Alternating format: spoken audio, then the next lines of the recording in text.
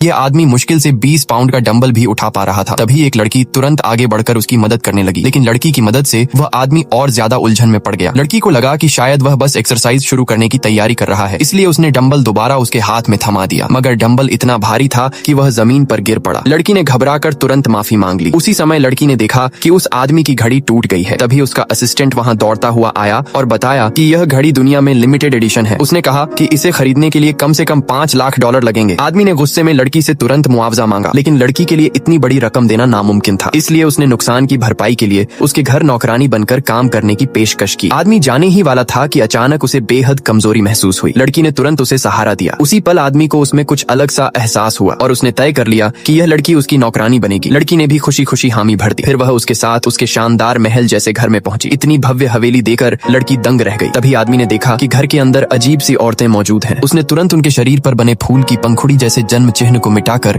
उनका राज खोल दिया। असल में वे औरतें सिर्फ अमीर घराने में शादी करने की चाहत से नकली जन्म चिन्ह बनाकर आई थीं। आदमी ने सबको घर से निकाल दिया और अपनी माँ से कहा कि अब उसके लिए रिश्ते तलाशना बंद कर दें। असल वजह ये थी कि उस आदमी पर एक अजीब सा श्राप था। वह अक्सर अपनी ताकत खो देता था और ये श्राप सिर्फ उसी औरत से शादी करने पर टूट सकता था जिसके शरीर पर फूल की पंखुड़ी जैसा जन्म चिन्ह हो। लड़की यह सुनकर हैरान और उलझन में पड़ गई। उसे समझ नहीं आया कि औरतें क्यों नकली जन्म चिन्ह बना रही थीं। उसने तो यहाँ तक सोच लिया कि अपने असली जन्म चिन्ह को ही हटा दे। आदमी ने सोचा कि वह काम चोरी कर रही है, मगर लड़की तुरंत जमीन साफ करने लगी और बोली कि वह इसे इतना चमकाएगी कि यह उसके लिए आईने का काम करेगा। ये सुनकर आदमी के चेहरे पर हल्की मुस्कान आ गई। उसकी माँ बिल्कुल हैरान रह गई, क्योंकि यह पहली बार था जब किसी औरत ने उसके बेटे के चेहरे पर मुस्कान